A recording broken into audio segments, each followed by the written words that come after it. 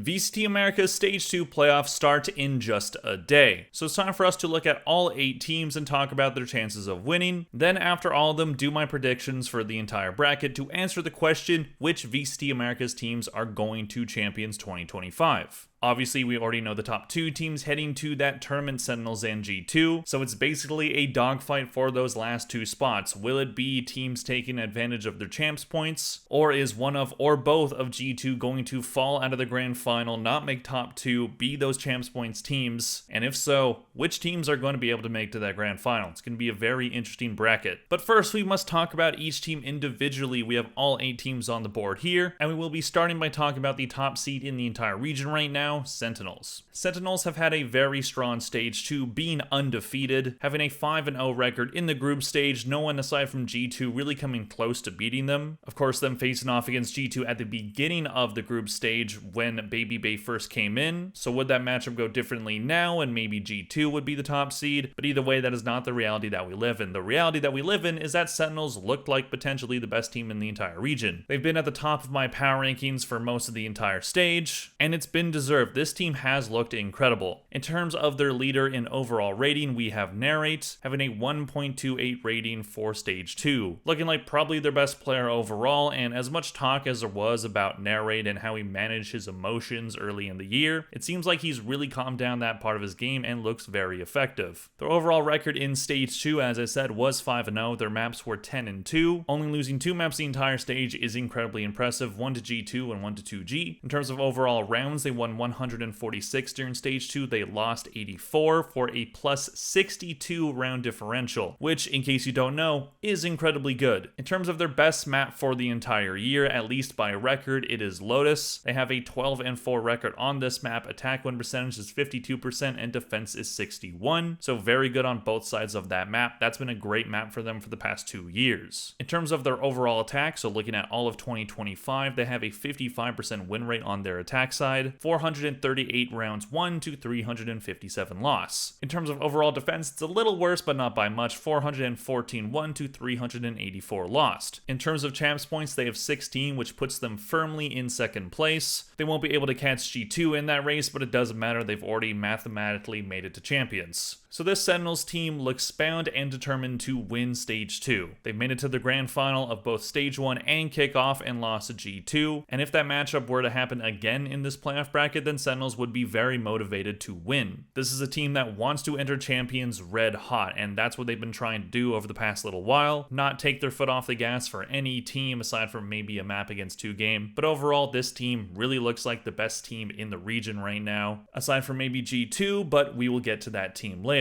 Moving on to the other top seed team in this playoff bracket, a surprise appearance at the number 1 spot, at least for me. Energy is the top seed out of Group Omega. Energy before Stage 2 were having a disastrous year. With FNS on the roster having plans of retiring after this year, there was hope to give him one last hurrah, as well as potentially give Som a send-off if he decides to go back to content creation after this year. Looking like those 2 players wanted to stick together, which kind of ended up putting the org in a rough position, at least when it came to the roster changes that happened early in the year with Verno, as well as Bonkar, so they ended up bringing in Mike's HD to coach instead, and that experiment really did not work. While they did squeak into Stage 1 playoffs, they did look like the worst team that was in that bracket, and FNS ended up leaving right after that. So then they bring in Scuba, they bring Bonkar back, and it looks like they made the right decision, especially with Scuba, who does lead their team in rating with a 1.13. The overall record is 4-1, their maps are 8-1-4 lost, rounds 138 won to 119 lost for a plus 19 round differential. In terms of their best map on the year, it is Icebox with a 7-2 record, attack win percentage is 59%, defense is 52. Again, I'm just going off of records when it comes to the best maps, at least for the most part. There's one team we'll get to later. Their overall attack on the year has improved from where it was in Stage 1, which was not over 50%. Their overall attack is 52% with 332 rounds won to 308 lost. In terms of overall defense, it's a 53% win rate with 289 won to 257 lost. In terms of chance points, they have made up from a pretty abysmal Stage 1, getting 4 during this Stage 2 2, and now they have 6, which makes them tied with a lot of other teams that we will be talking about later. So Energy have recovered from that pretty abysmal stage 1. Their rookies in Scuba, Mata looking very good throughout this stage. There are some players playing a bit inconsistent. I think Som could be playing a bit better than how he has been. Not that he's been bad, but I still think there's more to give there. And with Ethan as their IGL, while he is doing better than he did previously, that still is going to be a bit of a concern that this team does not really have an elite IGL. Seems like Bonkar has really helped on the coaching side of things, so that has definitely helped Ethan. But that is going to be a big question. But at the very least, they've put themselves in a very good position here. Right now, they technically only need to win 2 games to be able to make it to that grand final and qualify for champs. But even if they don't do that, they still have the chance to qualify through points. But they're going to have to hope that some of the teams below them don't end up going on runs themselves. Moving on to the second seeds, we have G2. G2 are a very interesting team this stage, bringing in Babybay to sub for Leaf while Leaf has been ill. We don't know when Leaf is coming back at this point. I would expect him to come back during playoffs. Either starting playoffs or coming halfway through the bracket, but maybe they just run Babybay, and that wouldn't be the worst decision, honestly. Babybay has actually been playing quite well for this team. It's not going to make anyone miss Leaf or anything. Leaf is a phenomenal player, but what he's done for the team's vibes, for the team's mentality, has seemed to be very valuable. So it really seems like Josh RT picked the right decision by bringing him in. It's also helped players like Valen, who has actually led his team in rating during this stage, with a 1.22 rating, his best number throughout the year, I think. In terms of their overall record during Stage 2, they do have a 4-1 record, only losing to Sentinels, but pretty much decimating everybody else. In terms of maps, they won 9, they lost 3. In terms of rounds, they won 148, they lost 91, for a round differential of plus 57. G2 and Sentinels just so clearly above the rest of their group in that respect, just looking at those round differentials prove it. In terms of their overall best map, now it was Lotus at one point during the year, but they have started to lose a little bit on that map. They have a 12-4 record on it, so right now Ascent is their best record. They have a 10-1 record on that map. A lot of teams have been trying to bring them there and tried to beat them, but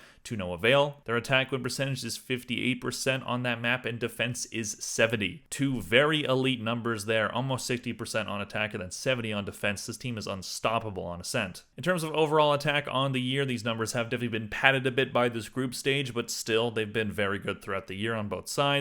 Overall attack for 2025 is 55%, with 487 rounds won to 402 lost. Overall defense is 57%, with 494 rounds won to 374 lost. In terms of chance points, they have 23, which is far and above number 1 in the entire Americas. They confirmed their champs playoffs, I think, at Toronto, so they've known they're going to be at champions for a long time, and they've taken stage 2 to kind of experiment with things, give Leaf a good amount of rest time. There wasn't any pressure on them during this stage, and there still isn't, but they've still looked very good. Not as bound and determined to win the entire stage as Sentinels has looked, but still this is a team that I think would have relative ease making it to the grand final. And even if they don't, it really doesn't matter. This team is in a fantastic position. I do want to see Leaf come back in. I think it's very important for him to get some reps at the tier 1 level before champions, before the biggest tournament of the year, but we will see what ends up happening with that. Moving on to the other second seed in the Americas, we have Leviatan. Talk about improvement from stage 1, you gotta talk about Leviatan, a team that was even worse than Energy during stage 1. They could have made it in playoffs if they had just beaten Energy at the end of stage 1, but they couldn't do that. They had an abysmal record, their roster construction was all out of whack. We had things like Kane playing Duelist, we had Rossi as the IGL, but sometimes not the IGL. Then of course they had Demon 1, who was sometimes Duelist, but not Duelist sometimes. It was just a complete mess. But now, with the change of bringing in Sato and Okeanos between stage 1 and stage 2, this team has looked a lot better, especially because of Sato, who looks like one of the best duelists in the entire region, having a rating of 1.20, which puts him in the top 5 in the entire Americas. In terms of overall record, they have a 3-2 record in stage 2. Maps won 8, they lost 6. In terms of rounds, they won 160, they lost 137, for a plus 23 round differential, so they actually have a better differential than Energy. Looking at their overall attack and defense, these numbers also got better throughout Stage 2 than they were in Stage 1. A 52% win rate on the year on attack, 265 rounds won to 248 lost. In terms of overall defense, it's 48%, so still under half, 256 rounds won to 269 lost. So they do still have to work on their defense a little bit. That has been their weaker side. But overall, these numbers, as I said, they were a lot better in Stage 2 than they were in Stage 1. However, one thing that is pretty detrimental for Leviatan is the fact that they only have 4 champs points. And that means they cannot qualify through points. They have to make it to the top 2 of this playoff bracket to be able to qualify to champions. That is a lot harder of a road than Energy and the 4 teams below them. Even though they are above teams like 100 Thieves, Evil Geniuses, C9, and Crew, they don't have as many champs points. They cannot qualify through points. It has to be a god run from this team. That's going to be a very difficult run for them. They're going to have to beat some very good teams to be able to get it there. So this is where the rubber meets the road. Even though they had a great Stage 2, it could all crumble in front of them. Even though they have some sick rookies coming up,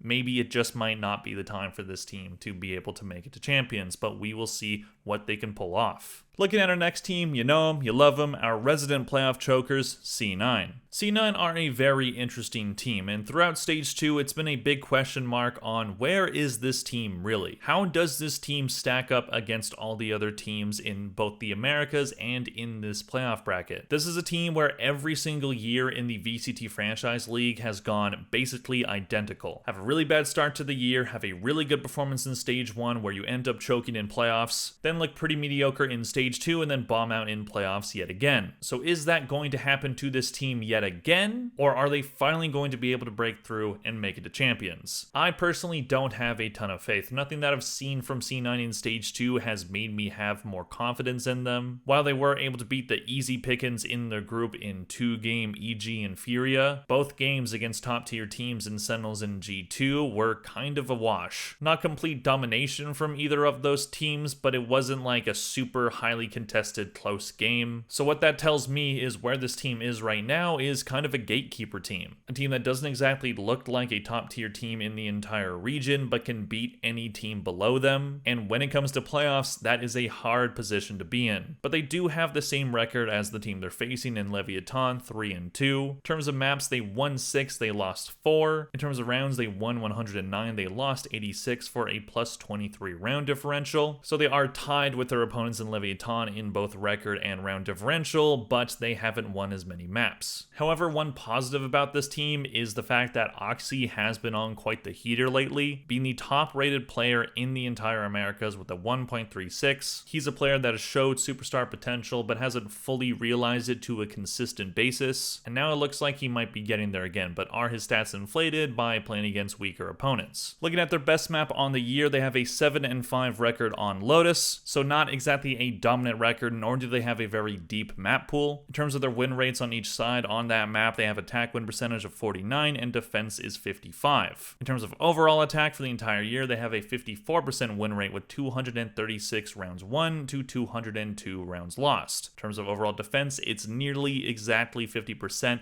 with 234 rounds won to 233 lost. In terms of chance points, they have 6, so that puts them in that 4-way tie. So that does mean that they're not in the worst position per se. If G2 and Sentinels end up making it to grand finals, they could potentially be one of those champs points teams. So they're not out of it yet, but history would say that this team is going to choke. It's just how it's worked for this team since they joined VCT partnership. They're a team that is both inconsistent and incredibly consistent with how they choke in these big moments, but we'll see if what they've done throughout this Stage 2 and what they've learned throughout this year, is this finally the time where C9 breaks through. I'm personally not really expecting it, but let me know in the comments if you are. Looking at our second, third seed team, we have 100 Thieves. 100 Thieves are a pretty interesting team in this playoff bracket, making a quick roster change not even between Stage 1 and Stage 2, but between EWC and Stage 2. And they actually did impress everybody early in the stage, pretty much decimating Energy in that opening matchup of the group stage, with Kess having a very strong debut. Swapping in Kess for Busio and putting Xander as the IGL has actually seemed to be a pretty good decision, but not one that has made them overly consistent, because while they did have a good start to the stage, confirming confirming their playoff spot before the last week of the group stage. They haven't looked as dominant lately as they did early on, but Cryocells has been the light at the end of the tunnel for them with a rating of 1.11. Not as dominant as he was in stage 1, but still a very good number. In terms of their record during stage 2, it was tied with Leviatan with a 3-2 record. 7 maps won to 5 lost. In terms of rounds, 128 won to 118 lost for a round differential of +10. Now, in terms of the map that I put down for them, I decided to put down Bind. Even though by record-wise, this is actually not their best map, that would actually be a tie between Lotus and Ascent for a 75% win rate, but I decided to put down Bind because Bind has been their best map throughout stage 2. However, they still overall only have a 4-3 record on it. Of course, Bind did go out of the map pool for a point during the year and then is now back. They have an overall attack win percentage of 60% on that map. Overall defense is 47. But the thing with 100 Thieves and Bind is they seem to only win games when they play this map. Every single win they have in stage 2 came with a win on Bind, being one of those 2 maps. And they even had a match where they lost on it after having a 10-2 lead over MIBR. So even though this is their best map right now, they've still blown a lot of leads, and it also means that their map pool is really not that deep right now. So if whatever teams they're playing don't have a confident Bind, they can just ban that one, and then 100 Thieves don't really have a lot of backup options. Looking at their overall attack on the year, it's 50% with 304 rounds won to 299 lost. In terms of defense, it's 51% with 351 won to 331 lost. And in terms of champs points, they are a part of that 4-way tie with 6. So very similar story to teams like Energy as well as C9. They are going to have to at least get top 4 to be able to get any champs points in the bracket at all, to be able to get that one up over the other teams that they're tied with. So it's going to be a very interesting bracket for those 4 teams, and 100 Thieves, are they the favorites in those 4? I'm not really too sure about that. This team looked like they could potentially win the group early on, but as I said before, they have since kind of fallen off a little bit, and their map pool is a bit shaky. And they are facing off against G2 in their opening matchup. That's going to be difficult, so they're going to need to be ready for that one. They're going to need to come guns a-blazing, hoping they can maybe get a one-up over one of the best teams in the entire region. So it's going to be a very big test for 100 Thieves. We'll see how they do. Moving on, we have our 4th seed teams, starting with Evil Geniuses. EG is a team that have had a pretty rough stage 2. After having a stage 1 where the lows were kind of low, they also had some pretty high moments that actually ended up with them making top 4 in the playoff bracket. They would eventually lose to G2, but there was still hope that this team could maybe go on a bit of a run now, that maybe they could be a dark horse in the Americas,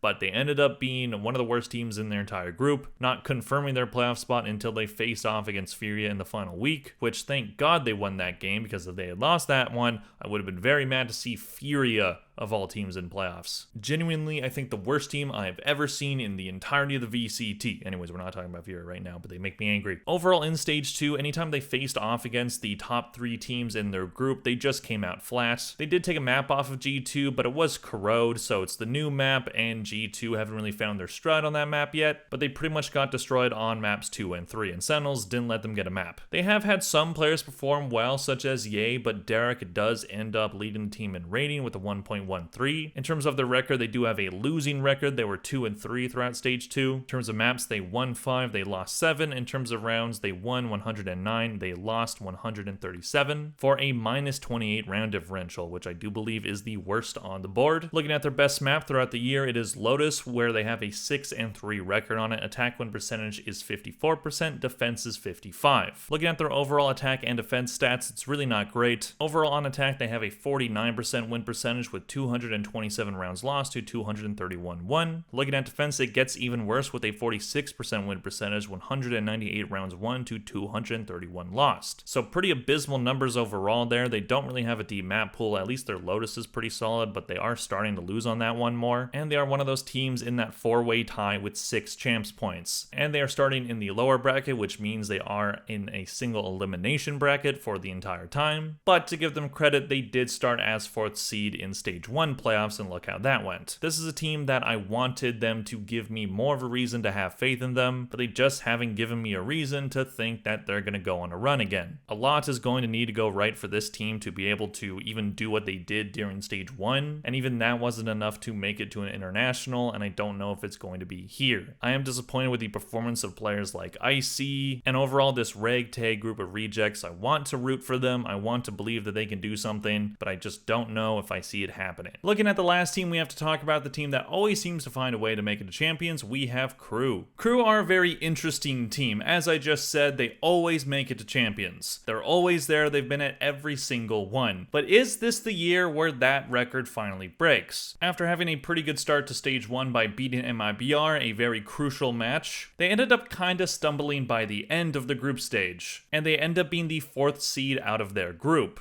They do have some players that are playing well, such as Kesnan, who had a rating of 1.16 during the group stage, but there are some inconsistencies throughout the roster. This is a team that did end up making a roster change. They kicked out Adverso a few weeks before the stage started, and brought in Dante Deus, a tier 2 duelist player who was pretty sought after, so it did seem like a pretty good addition, but Dante Deus' performance has been pretty up and down. But he is a rookie, so I'm going to give him a pass for that one. However, for players like Melzer and Mazzino, players that are very experienced at this point, there's not that excuse. They do end up having a 2-3 record throughout the group stage. Their maps are 6-1, 8 lost, so 2 negative records right there. Then when you look at the round differential, it doesn't get much better. They won 131 rounds, they lost 137, which means they have a round differential of -6. In terms of their best map, it is a map that is recently in the map pool. Sunset, they do have a 3-1 record on it. Attack win percentage is 73% and defense is 43. Their overall attack and defense is basically just over positive, 50% for both attack and defense. On attack 301 to 298 lost, and on defense 314 won to 308 lost. One thing that is a positive for this Crew team though is the fact that they do have 7 champs points, which means they have more champs points than a lot of the teams that are above them. They are 4th in champs points in the region, getting that extra point at kickoff when they place 4th. So even if they end up stumbling in this playoff bracket, there is a chance that they can get in off of points. I do find that chance pretty low though. While this team did look pretty promising throughout the year, at least at times, I think this roster change was a bit of a short-sighted move. I do like Dante Deus, and I think he would have been a welcome addition to the team next year, but I don't really think this team needed drastic change. Adverso was their IGL, and that is a problem that I saw with this team last year, is that they didn't really have a set IGL. And I don't really know who's been IGLing throughout this stage. I guess it's been Melzer, but now that they don't have that anymore, I assume Melzer is doing a lot of calling. He's done that before, but the results that they got with him haven't exactly been great either, so I don't really know how I see this team making it to champions again. I do think this is probably where the streak gets broken, but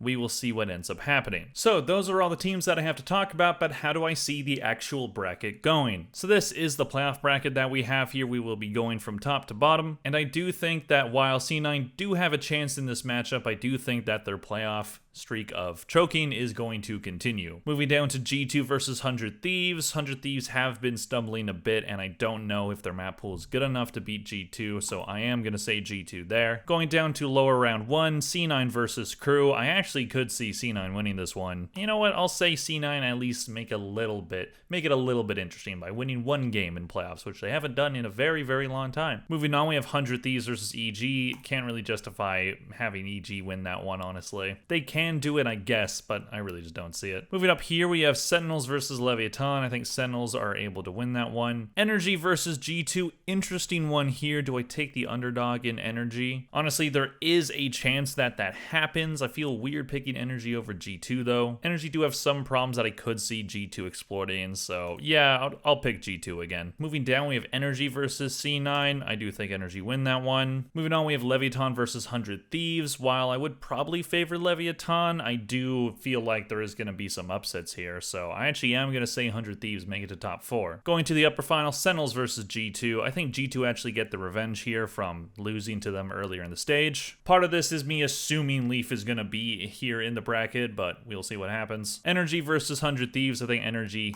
get their revenge and make it to top 3, which means that Sentinels versus Energy is the lower final, and I do believe that would make Energy get in off of points. But I'm going to say Sentinels win that one, and then I will say Sentinels will win the entire bracket. I don't know if I see G2 going 3 for 3 in the Americas. I think they have a very good shot, but I do think these teams are going to be in the grand final again. But I do think this time it is going to be different, and Sentinels are going to get it done. This is a note from Kyle from the future. sure, just wanted to say that I didn't mention how this bracket would mean for who makes it into champs. Obviously, G2 Sentinels are already in, but Energy would be able to make it through points if they get top 3. As for 100 Thieves, while they would tie with MIBR in points, they did lose the head-to-head matchup against them, which would mean that MIBR would make it into champions. So this is my bracket. That's the whole video. Let me know in the comment section down below, what did you think of it? What do you think of my bracket? Who do you think is going to win the Americas playoffs? All that and more, leave it down below. Please click like and subscribe if you enjoyed this video. Thank you very much for watching, and I'll see you guys in the next one. Bye.